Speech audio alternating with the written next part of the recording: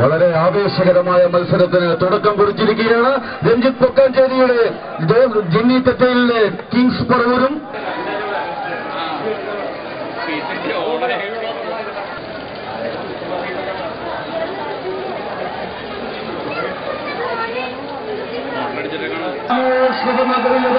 എത്തിച്ചേർന്നിരിക്കുകയാണ്. പ്രിയമാരെ, കലാഭവൻ മണി നഗറിൽ ഗ്രാമോത്സവ നഗരിൽ എത്തിച്ചേർന്നിരിക്കുകയാണ്. പ്രിയമുള്ളവരെ,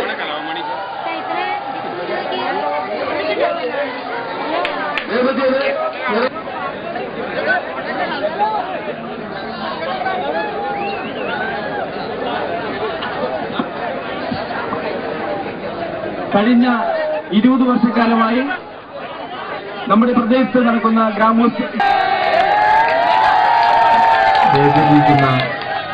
സ്വന്തം സിനിമയെ സ്നേഹിക്കുന്ന, സിനിമയെ ഏറ്റവും കൂടുതൽ പ്രോത്സാഹിപ്പിക്കുന്ന നമ്മുടെ, നിങ്ങളെല്ലാവരും വിളിക്കണമെങ്കിൽ ഫുൾ പേര് വിളിക്കണമെങ്കിൽ ജോസറ്റയിൽ നിന്ന് വിളിക്കും.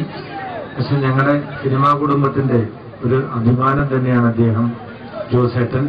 പിന്നെ നിങ്ങളുടെ ഭാരവാഹികളായിട്ടുള്ള ഒരുപാട് ആൾക്കാർ പേരിലിരിക്കുന്നുണ്ട്. അതുകൂടാതെ കണ്ട് എന്ന് ശരിക്കും പറഞ്ഞു കഴിഞ്ഞാൽ ഈ പരിപാടിക്ക് വരുന്നതിന് മുമ്പ് ഞാൻ ഏറ്റവും ആദ്യം ചെല്ലേണ്ട പരിപാടി എന്ന് പറഞ്ഞാൽ ചാലക്കുടി മുനിസിപ്പാലിറ്റിക്ക് ഒരു ഓഡിറ്റോറിയം പണിയാനുള്ളതിന്റെ തറക്കല്ല് ഇടുന്ന ദിവസമാണ്. ഞാൻ അവിടെ ചെല്ലേണ്ടതാണ്. പക്ഷെ ഞാൻ അവിടെ പോവാതെ കണ്ട് നേരെ എയർപോർട്ടിൽ നിന്ന് ഇന്നലെ ഹൈദരാബാദ് ഞങ്ങളുടെ ഒരു പ്രോഗ്രാം ഉണ്ടായി, ഗാനമേള ഓണാഘോഷം മലയാളികളുടെ. ആ പ്രോഗ്രാമിന് വന്ന ജിൻഡു ഉണ്ട്, നമ്മുടെ ഒരുപാട്, നിങ്ങൾ സിനിമയിലൊക്കെ ഒരുപാട് ഗാനങ്ങൾ കേട്ടിട്ടുള്ള വ്യക്തിയാണ്. അവരെല്ലാരും കൂടി ഞങ്ങൾ ഇവിടെ നിന്ന് വന്നിറങ്ങി നേരെ ഇങ്ങോട്ട് വന്നത്. എന്തായാലും ഇങ്ങനെ ഒരു വടംവലി മത്സരം, പ്രത്യേകിച്ച് ഈ കൊടിയോട് കുറച്ച് താല്പര്യമുള്ള ആളാണ് ഞാൻ. കാരണം ജീവിക്കുകയാണെങ്കിൽ ആണുങ്ങളായിട്ട് ജീവിക്കണം എന്ന് പ്രതീക്ഷിക്കുന്ന ഒരാളാണ് ഞാൻ. അപ്പൊ പ്രത്യേകിച്ച് ഈ കൊടിയുടെ തണലിൽ തന്നെ ശരിക്കും നല്ല പ്രൗഢിയോടുകൂടി തന്നെ ജീവിക്കണം. പക്ഷെ എന്നെ ഇഷ്ടപ്പെടുന്ന ആൾക്കാർ പല രാഷ്ട്രീയക്കാരാണ്. കോൺഗ്രസ് ഉണ്ടാവും, BJP ഉണ്ടാവും, പലരും ഉണ്ടാവും. പക്ഷെ ഞാനാക്കിയത്, എന്നെ ആക്കിയത് നിങ്ങളാണ്. ആ നന്ദി ഞാൻ ഒരിക്കലും മറക്കില്ല. പക്ഷെ ഞാൻ ഒരിക്കലും രാഷ്ട്രീയത്തിൽ ഇറങ്ങിയിട്ട് നിന്ന് മത്സരിക്കാൻ ഞാൻ തോന്നൂല കേട്ടോ. ഞാൻ അങ്ങനെ ഒരു ചിന്താഗതി ഉള്ള ഒരാളല്ല ഞാൻ.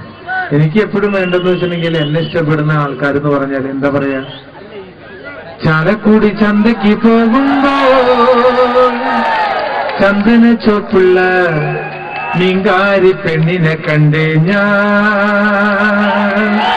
ചെമ്പല്ലി കരിമീൻ ചെമ്മീനേ പെണ്ണിന്റെ കൊട്ടലി നെയ്യുള്ള പിടയ്ക്കണ മീനാനേ,